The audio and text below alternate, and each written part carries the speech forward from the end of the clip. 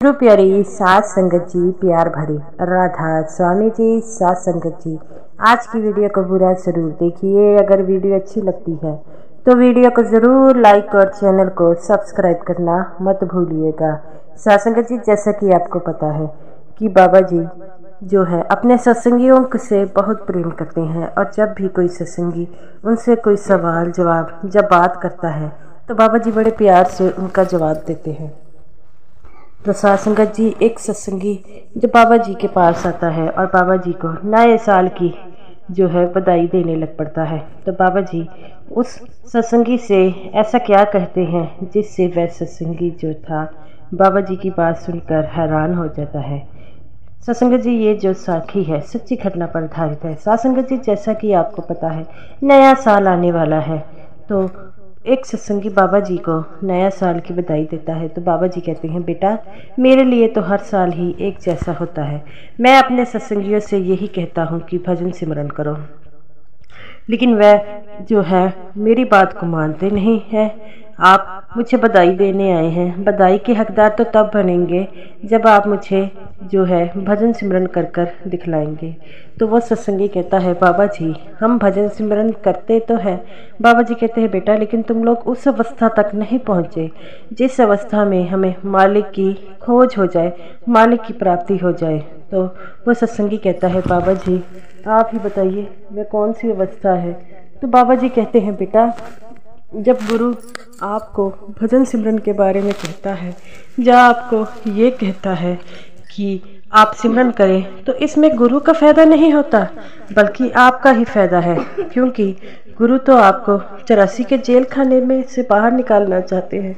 अगर मुझे कोई बधाई तो देनी है तो जब तक सिमरन ना किए तो तब तक वह बधाई नहीं बनती।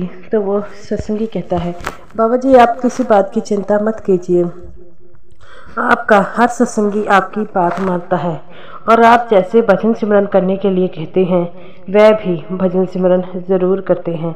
बाबा जी कहते हैं, बेटा 2.5 घंटे भजन सिमरन तो करना पड़ेगा, लेकिन सत्संगी तो सिर्फ 10-15 मिनट जो है सिमरन कर कर अपनी ड्यूटी को समझते हैं, लेकिन मैं नहीं मानता।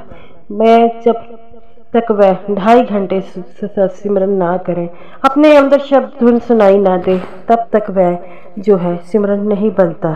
तो वो सत्संगी कहता है, बाबा जी आप किसी बात की चिंता मत करें। बाबा जी कहते हैं, मेरी इतनी औलादें हैं, अगर वो ही सिमरन ना करे तो मेरा नामदान देने का क्या फ़ायदा।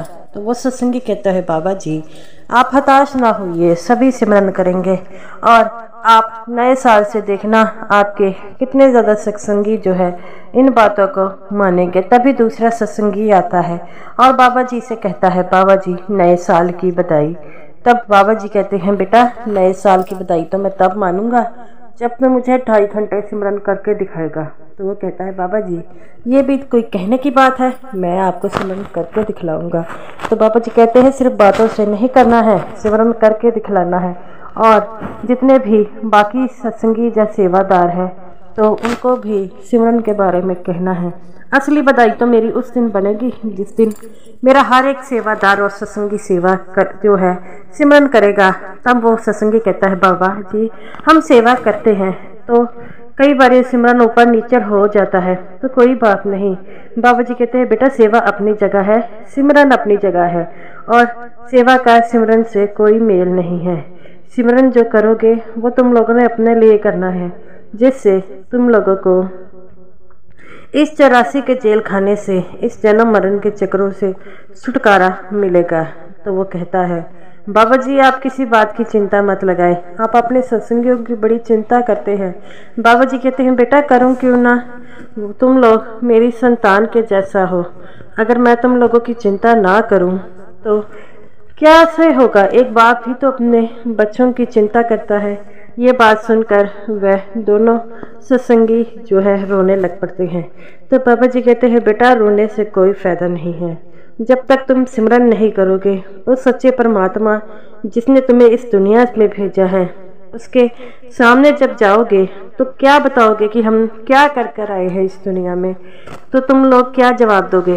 ये बात सुनकर वह दोनों सत्संगी जो थे दूसरे के मुंह देखने लग पड़ते हैं। बाबा जी कहते हैं बेटा हमें तो उस अवस्था में जाना चाहिए जिसमें वो सच्चा परमात्मा जो हमारे लिए बनाया है और हमें सत्संग करने सिमरन करने के लिए कहा गया है, लेकिन हम सिमरन पर ध्यान नहीं देते, इधर उधर की बातों को ध्यान देते हैं।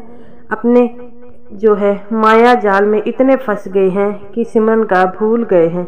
हम ये भूल गए हैं कि मालिक ने हमें किस उपदेश के लिए भेजा है, हम उस मालिक का उपदेश ही भूल गए।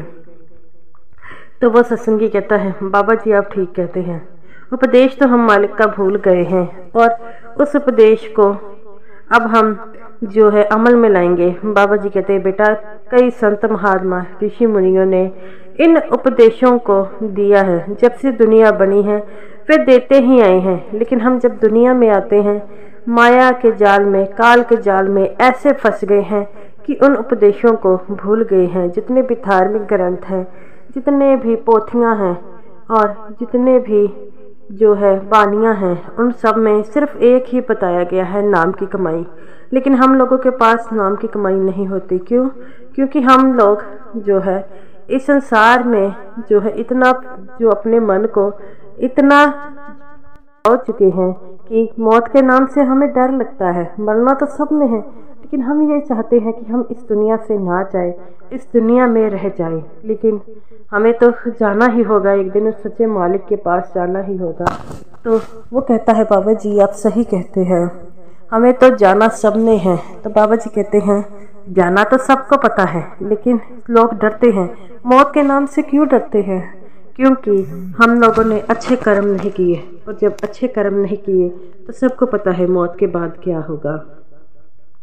तो वो कहता है हाँ बाबा जी आप सही कहते हैं, हमें भी आज से ही सिमरन शुरू कर देना चाहिए। बाबा जी कहते हैं तुम दोनों को नाम दान लिए कितने साल हो गए? तो उन दोनों ने आंखें झुका ली। बाबा जी कहते हैं लगता है काफ़ी समय हो गया, लेकिन अब तक तुमने नाम की कमाई करनी शुरू नहीं की। तो वो कहते हैं बाबा जी हमें शर्मिंदा है।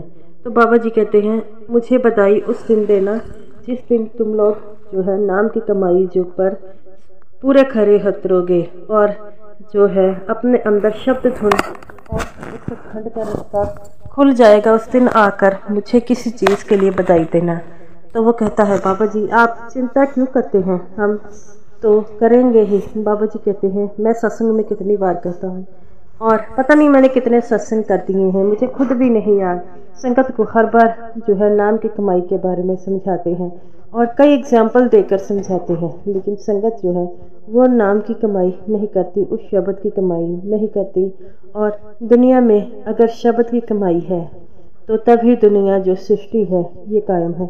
जिस दिन सृष्टि में नाम की कमाई ख़त्म हो जाएगी, नाम शब्द की कमाई ख़त्म हो जाएगी, उस दिन सोच लेना कि ये दुनिया ख़त्म हो जाएगी, क्योंकि वो सच्चा परमात्मा ही है जो हम सबको बचाए है। जिस दिन हम उसे भूल जाएंगे तो तबाही आ जाएगी और सारी ओर हाहाकार आ जाएगा, सृष्टि जो है ख़त्म होने के कगार पर आ जाएगी।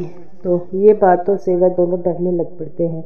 बाबा जी कहते हैं बेटा डरने की बात नहीं है, नाम की कमाई करो, और जो नाम की कमाई करेगा सच्चा परमात्मा उसे खुद सारी विपदाओं से बचाएगा। तो वो कहते हैं ठीक है बाबा जी आप जो है किसी बात की चिंता मत कीजिए।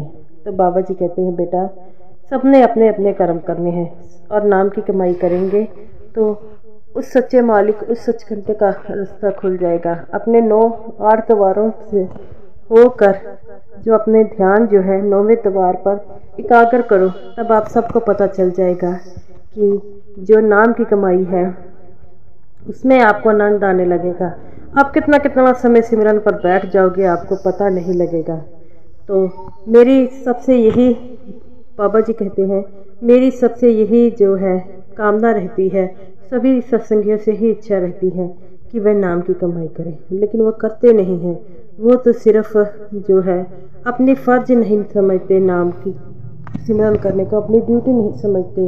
वह तो अब जिस दिन वह अपनी ज़िंदगी में इस चीज़ को अपना हिस्सा मानेंगे उस दिन उनकी ज़िंदगी जो है हर तरफ से कामयाब होगी और वह उस सच्चे परमात्मा को अपने आप में मिला देंगे।